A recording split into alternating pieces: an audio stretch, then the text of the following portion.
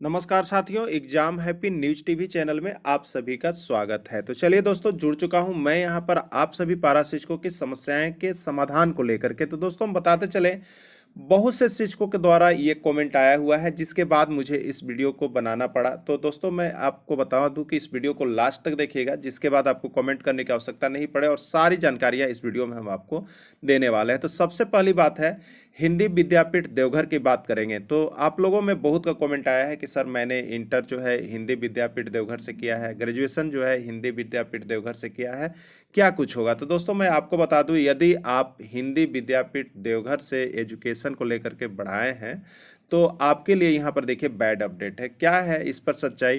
तो देखिए, अभी जो 2013 से आपकी बहालियाँ चल रही है, लेटेस्ट जो है मैं उसको बता दूं आपको। 2013 से जितनी भी अभी शिक्षकों की बहाली हुई है, उसमें हिंदी विद्यापीठ देवघर से करने वालों को यहाँ पर नौकरी नहीं दी गई है, क्योंकि उसमें हिंदी विद्यापीठ देवघर के लिए स्पष्ट लेटर आया हुआ था कि इसकी मान्यता नहीं है, आप उसकी काउंसलिंग नहीं करवाएंगे, तो यहाँ पर नहीं हुई है। तो उसके आधार पर ही मैं आपको बता रहा हूँ कि यदि आपने फिलहाल हिंदी विद्यापीठ देवघर से किया है तो आपके लिए बैड न्यूज है, और आप यहाँ पर जो है कि सरकारी शिक्षक नियुक्ति में नहीं जा सकते हैं। अब रही बात, यहाँ पर कहने का मतलब है कि यदि आप पारा शिक्षक में हो चुके हैं, तो देखिए पारा शिक्षक की बहाली 2009 तक हुई है, ठीक है। 2009 के समय ये बातें सामने नहीं थी, इसलिए यदि आपकी बहाली हो गई है तो आपकी बहाली रद्द नहीं होगी, आप पारा शिक्षक में बने हुए रहेंगे, इसमें कोई दिक्कत नहीं है, ठीक है। लेकिन अब यदि आप बात कहिएगा कि पारा शिक्षक आकलन परीक्षा हम देंगे वेतनमान के लिए, और यदि उस समय सर्टिफिकेट वेरिफिकेशन तो आपका होगा ही होगा,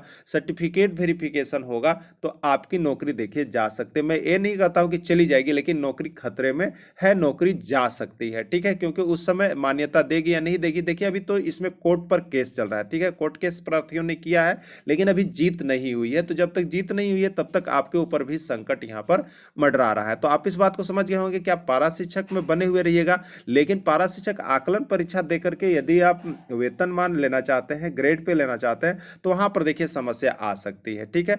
फिर एक बंधु का कहना था कि सर मैं 1 to 5 का टीचर हूं और 6 to 8 में पास हूं, और मैं यहां पर बीकॉम या बीए जो हूं वो हिंदी विद्यापीठ देवघर से किया हूं, तो क्या होगा। तो दोस्तों बता दूं, देखिए आपका यहां पर समायोजन चल रहा है, लेकिन हिंदी विद्यापीठ देवघर से आपने बीए किया है, इसका मतलब कि बीए की मान्यता आपको मिलेगी नहीं, और 6 to 8 का टीचर आप नहीं बन पाएंगे, क्योंकि 6 to 8 का टीचर बनने के लिए ग्रेजुएशन होना अनिवार्य किया गया है, ठीक है। ग्रेजुएशन आपके पास होगी नहीं तो आप टीचर बनेंगे कैसे 6 to 8 का। तो ये बात क्लियर है कि आप 6 to 8 का टीचर नहीं बन पाएंगे, आप 1 to 5 का ही टीचर बनेंगे। इसके बाद और का कमेंट आया है कि सर बहुत से लोग नौकरी कर रहे हैं। सच्चाई है, आपकी बातें कहना है कि सर हिंदी विद्यापीठ देवघर से यहाँ पर बहुत लोग करके नौकरी कर रहे हैं। जी हाँ, सही बात है कि नौकरी कर रहे हैं, अभी सरकारी शिक्षक में भी लोग नौकरी कर रहे हैं, अन्य विभागों में भी नौकरी कर रहे हैं, ये बात सही है। लेकिन यहाँ पर रही बात कि उनकी बहाली कब हुई है, तो उनकी बहाली जो है यहाँ पर 2010 के पहले जितनी हुई है उसकी है, लेकिन उसके बाद जो बहालियां हो रही है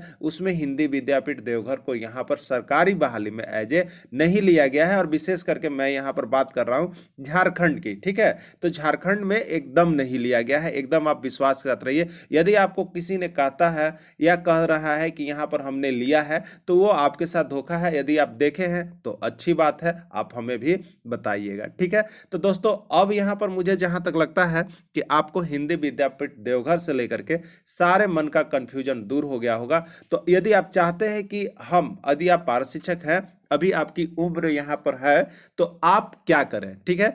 तो ये आप कहिएगा तो मैं आपके लिए वीडियो बनाएंगे, और आपको मैं यहाँ दूंगा भी कि अब आप क्या कर सकते हैं। आप योग्यता बढ़ाना है तो कहाँ से कीजिएगा, कौन सा कोर्स और कहाँ से करें, इसकी सारी जानकारी हम आपको अगले वीडियो में देंगे। तो आप जरूर कमेंट कीजिएगा, किसी भी प्रकार का समस्या हो हमारे साथ जुड़े रहिएगा, बने रहिएगा, चैनल को सब्सक्राइब कर लीजिएगा, जिसपे आपको सारी तरह की लेटेस्ट अपडेट दी जाएगी। वीडियो के अंत तक जुड़े रहिए।